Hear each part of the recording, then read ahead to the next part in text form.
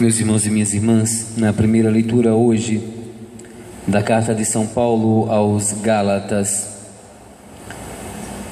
São Paulo continua nos falando da sua experiência e principalmente da sua experiência com os apóstolos, com Pedro, com Tiago, com João, mas também a sua experiência missionária. São Paulo nos diz na leitura de hoje: de fato, aquele que preparou Pedro para o apostolado entre os judeus, preparou-me também a mim para o apostolado entre os pagãos. Reconhecendo a graça que me foi dada, Tiago, Cefas e João, considerados as colunas da igreja, deram-nos a mão, a mim e a Barnabé, como sinal de nossa comunhão recíproca. Na leitura de hoje, meus irmãos, nós encontramos essa figura audaciosa de Paulo. Paulo faz uma experiência de Deus fora de Jerusalém, fora do centro do cristianismo, de onde o cristianismo nasceu, de onde a igreja nasceu. A igreja nasce na cidade santa, na Jerusalém, porque a igreja é a nova Jerusalém, a Jerusalém do alto. E ali, meus irmãos, tantos fizeram experiência de Deus, tantos viram o ressuscitado em Jerusalém e na região de Jerusalém. Mas Paulo faz uma experiência de Deus fora de Jerusalém, no caminho para Damasco. E é no caminho da Damasco que ele tem essa experiência com o ressuscitado. Ali, meus irmãos, já estava algo da própria vocação de Paulo. Paulo não era chamado a evangelizar os judeus. Embora Paulo fosse o judeu mais praticante daquele grupo dos convertidos, São Paulo era um fariseu, conhecedor da lei, conhecedor das Sagradas Escrituras, que estudava as Sagradas Escrituras, um grande curioso das Sagradas Escrituras. E justamente Paulo é chamado por Deus a fazer uma experiência com uma nova realidade, uma realidade que também ele conhecia, porque ele viveu na região tanto de língua grega quanto de língua romana, e é ali que Deus o manda. E ele reconhece, meus irmãos, uma particularidade. São Paulo reconhece que a sua missão de apóstolo é diferente da missão de Pedro. Aqui está uma grandeza para nós no cristianismo. O cristianismo não é uniforme. Nós não recebemos todos a mesma missão, recebemos missões específicas. Somos chamados a anunciar a Deus em todos os cantos, somos chamados a sermos santos, mas de uma forma específica. A de São Paulo era no anúncio do Evangelho aos gentios. Os gentios era a forma com a qual os judeus chamavam aqueles que não eram circuncidados, aqueles que não eram convertidos ao judaísmo. Gentio era todo aquele que não era judeu. E São Paulo nos fala aqui de uma certa realidade que ele viveu com Pedro, Cefas, Pedro. Mas quando Cefas chegou a Antioquia, opus-me a ele abertamente, pois ele merecia censura. Uma palavra forte de São Paulo. São Paulo sabe quem é Pedro. Ele chama Pedro de coluna da igreja. Pedro, Tiago, João. Tiago era, naquela época, era o bispo de Jerusalém. Tiago, primo de Jesus, que as escrituras chamam de irmão do Senhor, era bispo de Jerusalém. São Pedro vai para Antioquia. Então, em Antioquia, ele se torna bispo de Antioquia. E nesse período, a igreja de Deus começou a ser perseguida em Jerusalém, e os cristãos começaram então a fugir, abandonando Jerusalém e indo principalmente para a região de Antioquia. E a partir de Antioquia, e da experiência de Paulo e Barnabé, alguns cristãos são enviados a evangelizar, a levar a palavra de Deus fora do ambiente judaico. E agora vinha uma dúvida: aqueles que não são judeus merecem receber o batismo do Senhor? Aqueles que estão fora da realidade judaica, do povo santo, do povo escolhido, merecem receber o batismo do Senhor? Para nós, meus irmãos, é óbvio. Nós vamos dizer, claro, Jesus morreu para todos. Mas dentro da cultura judaica era muito difícil compreender, numa ação de Deus fora do povo eleito. Somos o povo eleito, Deus escolheu a nós, somos de certa forma predestinados nesse amor a sermos o único povo de Deus. Então aqueles que não pertencem a este povo não podem receber o batismo do Senhor. Essa era a dúvida que surgia. E Pedro, mesmo sendo a maior autoridade do grupo dos 12, tu és Pedro, e sobre essa pedra eu edificarei a minha igreja, e o que atares na terra será atado no céu, o que desatares na terra será desatado no céu. Deus deu essa missão a Pedro. E São Paulo se opõe a Pedro. São Paulo, ele diz, Pedro mereceu ser censurado. E nós poderíamos dizer, quem é Paulo? Porque Paulo não nós consideramos Paulo apóstolo num conceito amplo da palavra apóstolo, da mesma forma que nós celebramos São Barnabé apóstolo, mas no conceito amplo. São Paulo não é apóstolo como os 12 são apóstolos. São Paulo não é do grupo dos 12. São Paulo é uma extensão do apostolado do Senhor, porque ele mesmo diz, Cristo me fez apóstolo. Ninguém pode outorgar-se a si mesmo o título de apóstolo, mas Cristo me fez apóstolo. E São Paulo vai até Pedro e diz, não é somente para o povo judeu. Nós não precisamos primeiro transformar as pessoas em judeus para depois batizá-los, porque o mandamento do Senhor foi muito claro: ide e batizai a todas as nações, em nome do Pai, do Filho e do Espírito Santo. Quem crê e for batizado será salvo, quem não crê e não for batizado não será salvo. O mandamento do Senhor é esse. O Senhor não mandou circuncidar, o Senhor mandou batizar. E nesse enfrentamento que São Paulo faz com Pedro, Pedro reconhece a verdade de Deus falada pela boca de Paulo. E aqui, meus irmãos, está a grande diferença do cristianismo.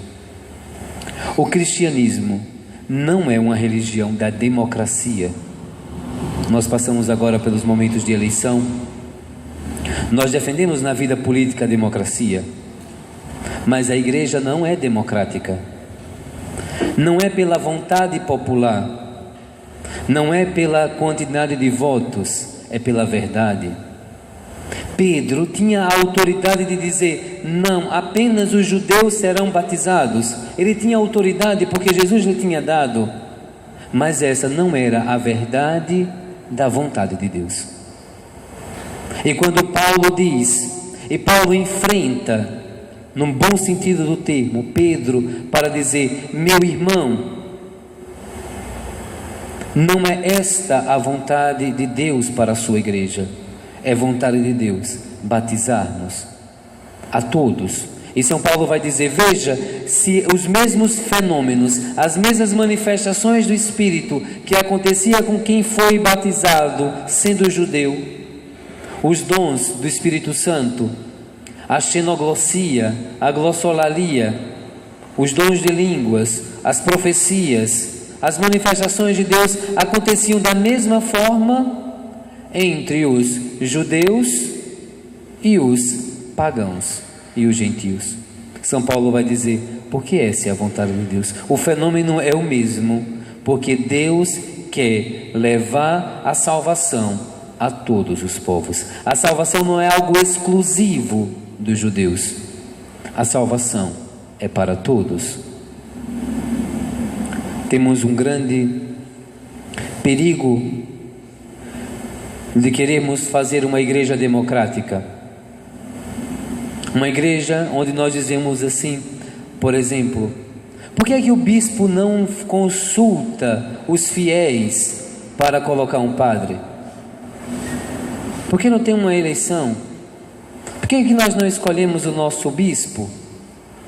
Nós costumamos a ter uma mentalidade querendo colocar nas nossas mãos a decisão. Mas a igreja, meus irmãos, não é assim. Ela nunca funcionou assim. A igreja age pela ação do Espírito Santo. E o Espírito Santo sabe muito bem o que é que nossa paróquia necessita em cada época. O Espírito Santo sabe muito bem o que é melhor para nós. Por isso que quando Paulo propõe a Pedro, não é por uma votação que é escolhido, como é, vamos batizar os gentios ou não vamos batizar, vamos votar. Não, a verdade, quando é anunciada, todos acorrem a ela e dizem, esta é a verdade. Isso é concordado, é de coração com coração, é concorde. É assim, meus irmãos, que na igreja de Deus as coisas são decididas. Elas são decididas a partir de uma concordância.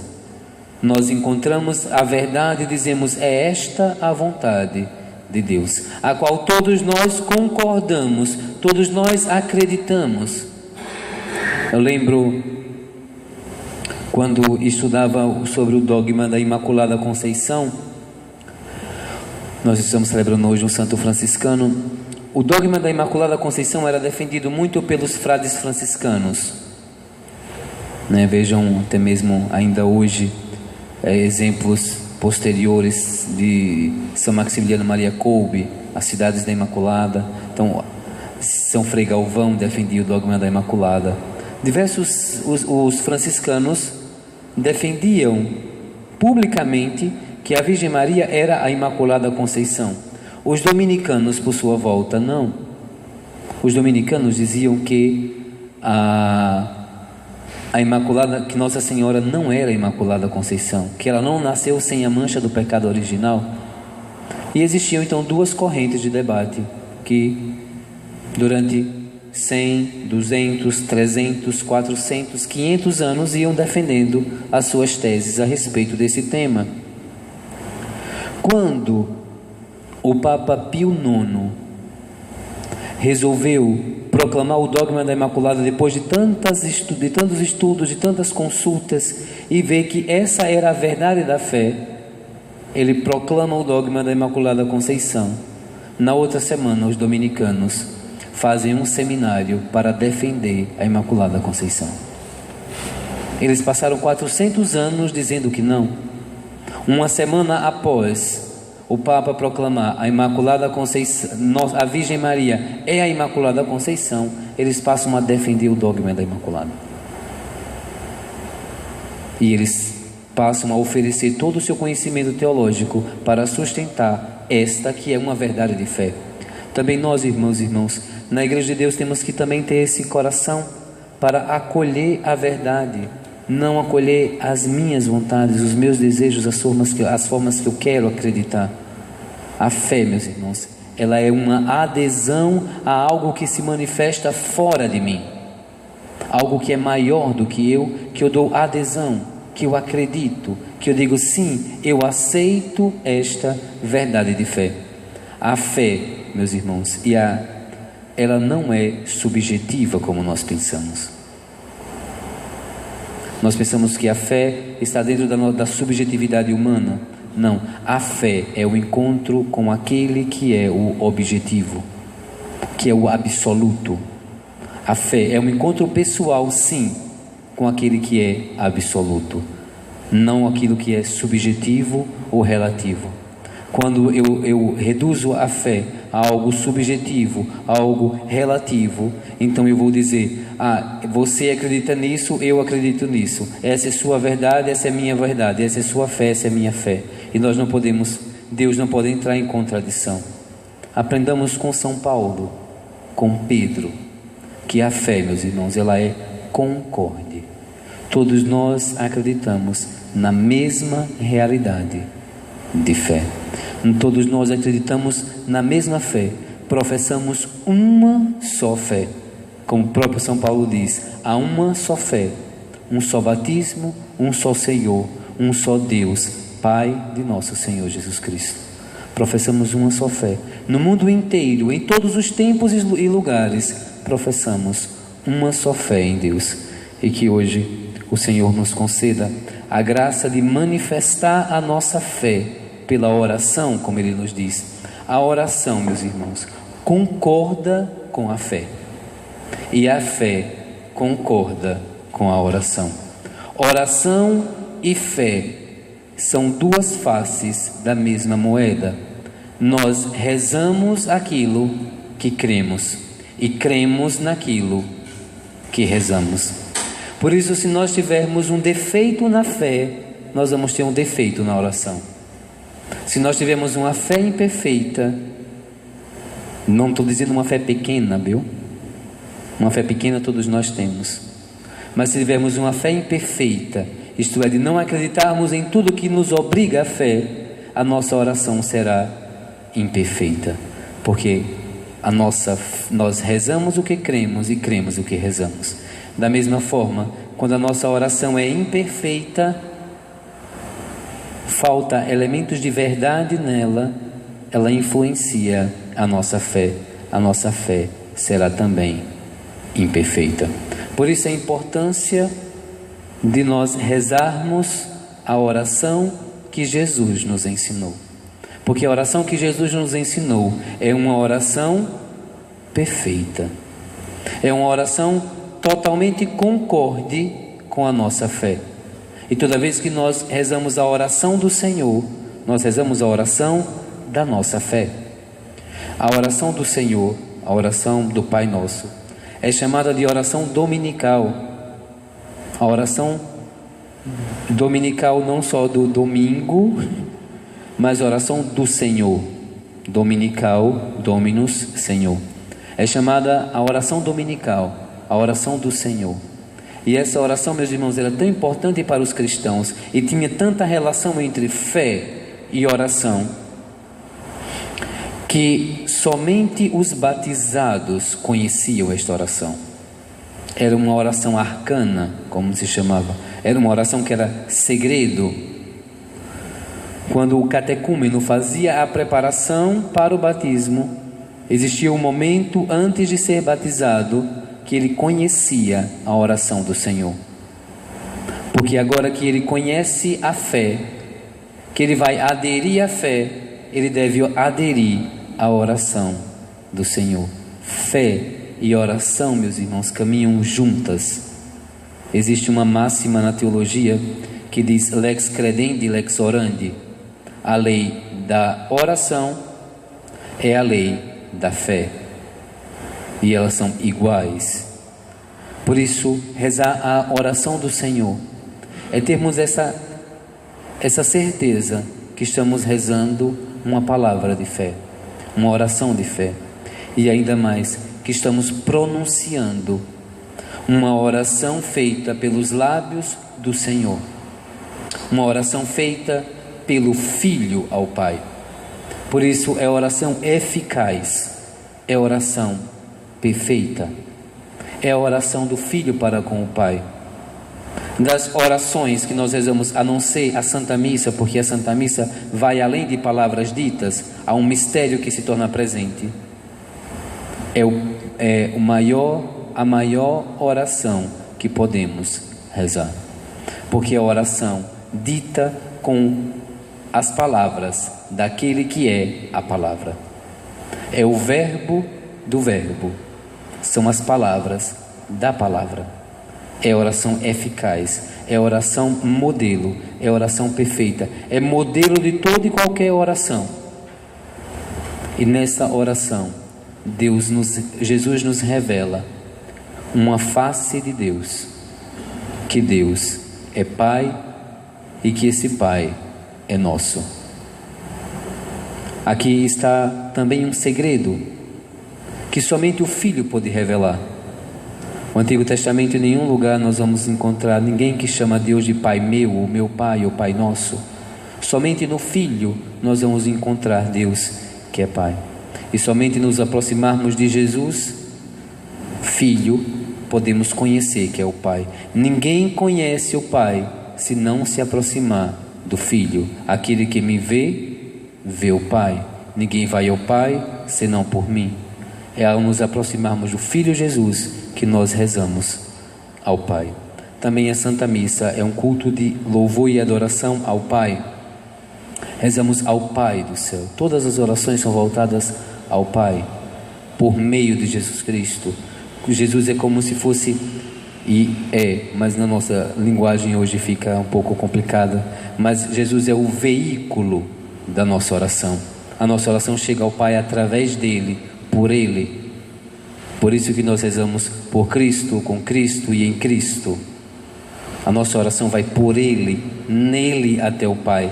Da mesma forma, ele é veículo que traz a salvação de Deus do Pai à terra. Vem por Cristo. Cristo é mediador.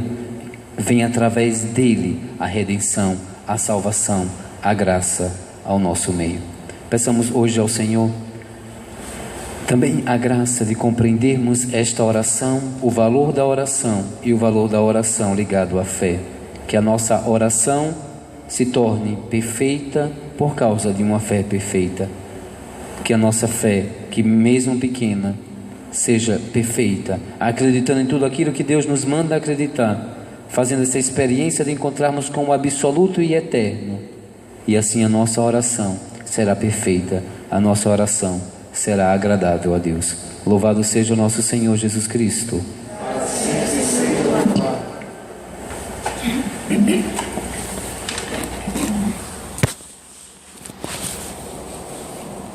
Por fé